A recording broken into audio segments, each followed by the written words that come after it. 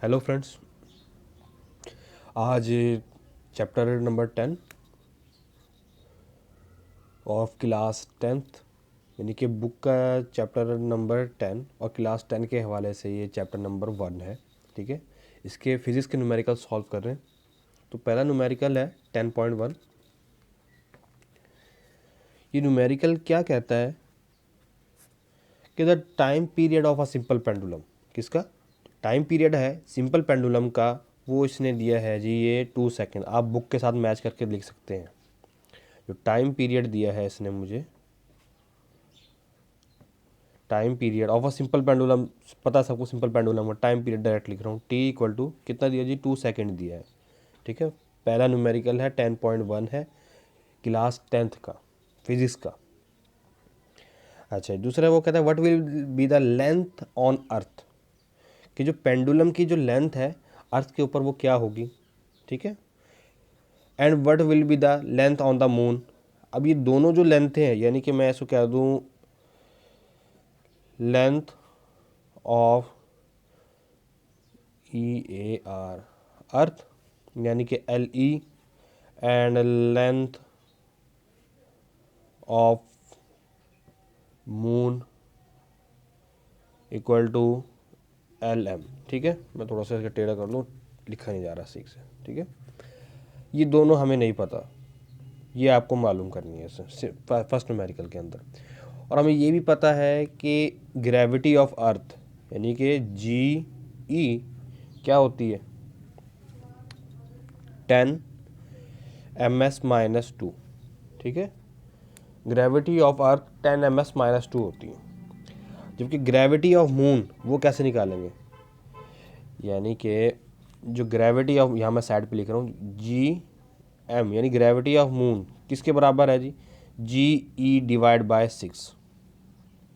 तो GE की value यानी ग्रेविटी ऑफ अर्थ क्या है 10, तो 10 डिवाइड बाय 6 कितना आता है जी 1.67, और जो ग्रेविटी का यूनिट है वो ms-2। ठीक है, हमें ग्रेविटी ऑफ अर्थ भी मिल गई और ग्रेविटी ऑफ मून भी मिल गई। हमें क्या निकालना है, लेंथ ऑफ द अर्थ और लेंथ ऑफ द मून निकालना है। इसको सॉल्व कर लेते हैं। आपने सिंपल पेंडुलम के अंदर एक फार्मूला पढ़ा होगा, जो एग्जाम्पल है ना SHM की, उसके अंदर ये फार्मूला था कि T इक्वल टू 2π√L/G।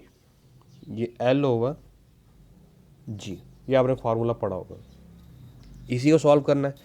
अब हमारे पास G भी है T भी है, दोनों है, ये L नहीं है। तो पहले क्या करेंगे, इसका स्केयर दोनों तरफ स्केयरिंग कर लेते हैं, ताकि ये जो रूट है ये पहले ख़त्म हो जाए। इस रूट को ख़त्म करने के लिए दोनों तरफ स्केयर कर लेता हूँ, स्केयरिंग ऑन बोथ साइड। चलें, स्केयरिंग ले लेते हैं इसकी।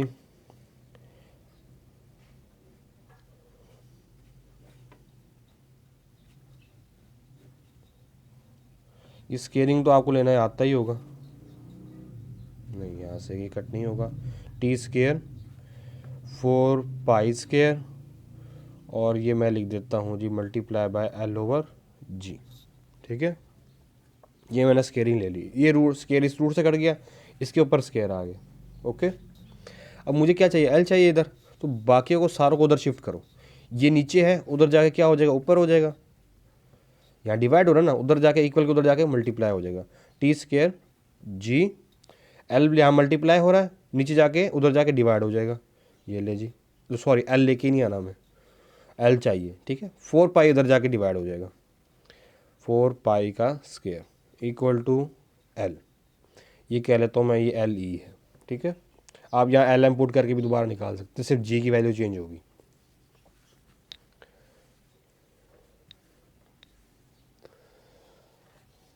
अच्छा जी, इसके बाद क्या करना है, वैल्यू पुट करनी है। T की वैल्यू क्या निकाली थी हमने, जो उसने न्यूमेरिकल में दी थी 2 सेकेंड। ये ले जी 2 पुट कर लिया इधर, 2 के गिर्द स्केयर है। GE की वैल्यू क्या निकाली थी हमने, जो फिक्स है कुदरत की तरफ से, वो है जी 10, 4 पाई की फिक्स है, ठीक है ना, 4.13। आप कैलकुलेटर से पाई की वैल्यू निकाल के देख सकते हैं, 4.13 का स्क्वायर।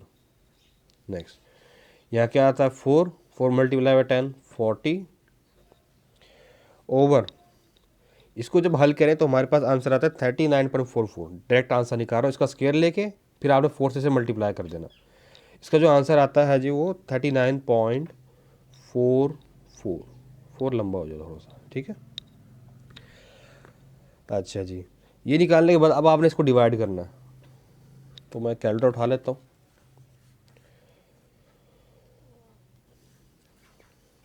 चलो जी, कैलकुलेटर पे लिख लेते हैं जी 40 डिवाइड बाय, कितने में डिवाइड करना है, हमने डिवाइड करना है जी 39.44 डिवाइड किया, हमारे पास आंसर आता है 1.02,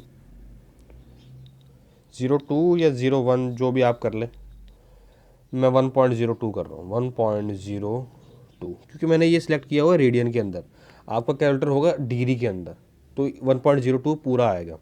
तो जो लेंथ है, लेंथ का यूनिट क्या होता है जी, मीटर, तो ये मीटर मैंने इसके साथ लगा दिए। पहले कुछ बच्चे स्टूडेंट्स जो है न्यूमेरिकल में ये करते थे कि यूनिट को ना साथ साथ सॉल्व करते आएंगे, तो उसमें ये होता था कि आखिर में यूनिट चेंज हो जाता था या गलत हो जाता था। तो उसके लिए क्या करना है, आपको सिर्फ जो जो चीज़ आप निकाल रहे हो उसका यूनिट पता होना चाहिए बस। आखिर में आपने खुद ही वही लिख दो, कोई ज़रूरत नहीं है कि उसे सॉल्व करें साथ साथ वो यूनिट को ले लेके चलें। आखिर में बस आपको इसका यूनिट पता हो जो आपने चीज़ निकाली है, और उसका यूनिट साथ आपने आंसर में लिख देना है बस। तो नेक्स्ट वैल्यू निकाल लेते हैं। दो लेंथें मालूम करनी थी हमें, लेंथ ऑफ द अर्थ आ गई, अब लेंथ ऑफ द मून मालूम करनी है, ठीक है। चलें जी, तो फार्मूला यही होगा, सिर्फ एल ई की जगह मैं एल एम कर देता हूँ, वही टी स्क्वायर, और जी ई की जगह मुझे ग्रेविटी ऑफ मून की वैल्यू पुट करनी है, 4 पाई का स्क्वायर, ठीक है। मैं वैल्यू पुट कर रहा हूँ इसमें, ये एल एम चलता जाएगा, इधर टी स्क्वायर, टी की वैल्यू क्या थी 2 सेकेंड, तो ये 2 का स्क्वायर, जी एम की वैल्यू निकाली थी हमने 1.67, ये रही। परेशानी की बात नहीं है, इसके जो नोट्स हैं वो वेबसाइट पे अवेलेबल हैं इस वक्त, ठीक है ना। नीचे बटन लिंक होगा न्यूमेरिकल्स का, तो उस पर आप क्लिक करके पूरे न्यूमेरिकल की पीडीएफ हासिल कर सकते हैं, और आराम से बैठ के ऑफलाइन भी से हल कर सकते हैं, समझ सकते हैं।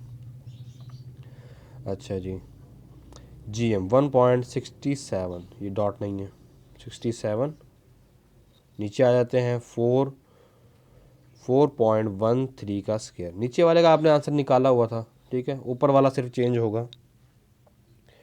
ऊपर वाले का आंसर आता है जी हल करके 6.68, ये आ गया। नीचे वाले का 39.44, क्योंकि हम पहले भी ये निकाल चुके हैं।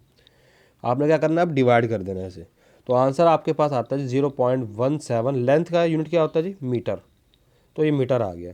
तो हमें दोनों चीज़ें मिल गई, लेंथ ऑफ द अर्थ क्या मिली जी 1.02 मीटर, और लेंथ ऑफ द मून क्या मिली 0.17 मीटर, ठीक है।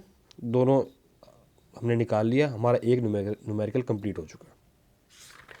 नेक्स्ट न्यूमेरिकल कर लेते हैं इसका।